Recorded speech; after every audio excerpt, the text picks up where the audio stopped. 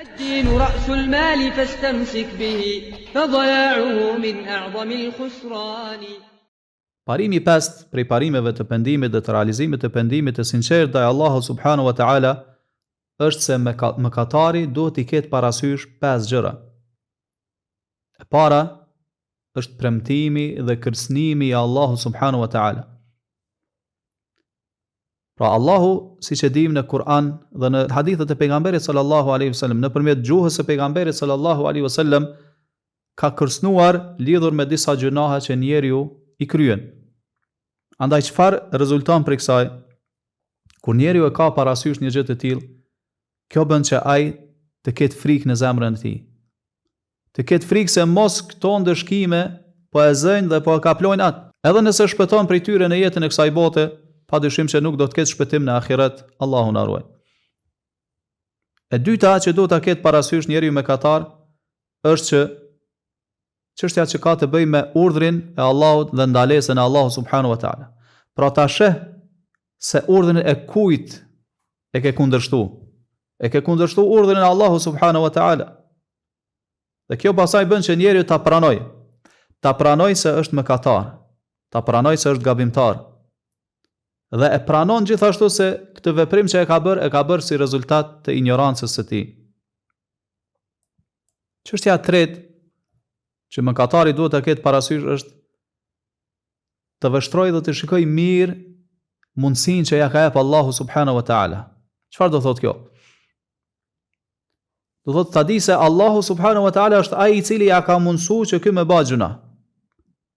Mirë, cili është shkaku i kësaj? Pse Allahu po ta mundsoj ka që ti me ran gjuna?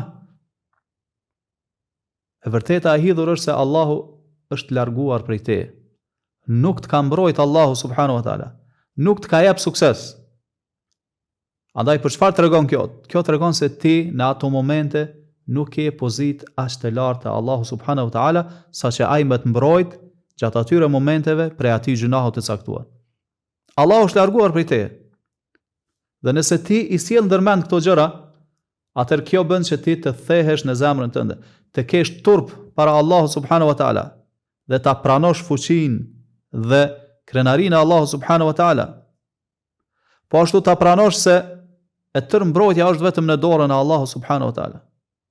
Dhe e pranon mirësinë e Allahut, i cili ti ka mbulu shumë gjunahe dhe nuk ti ka shfaq para njerëzve.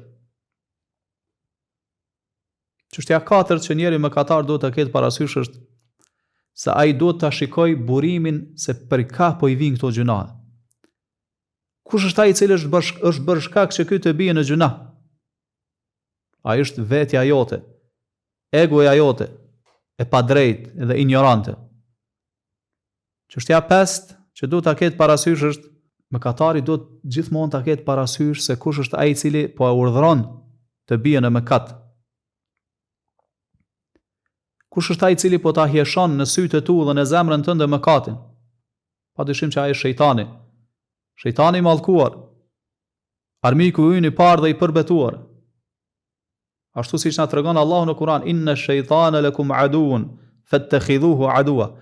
Vërtet ju o musliman, o njerëz, shejtanin e keni armik, andaj trajtojeni si të tillë, trajtoje si armik, jo si dikush që ta don të mirën. Andaj Allahu na ka urdhëruar që ne ta trajtojmë si armik dhe të kemi kujdes për tij. Kur njeriu mëkatar e kupton këtë gjë, atëherë padyshim kjo bën që ai të ruhet më shumë prej shejtanit. Të ketë kujdes më të madh prej tij dhe prej mënyrave, metodave, rrugëve që ai përdor për ta futur njeriu në gjuna. Wallahu a'lam, wa sallallahu wa sallama ala nabina Muhammad wa ala alihi wa ashabihi ajma'in.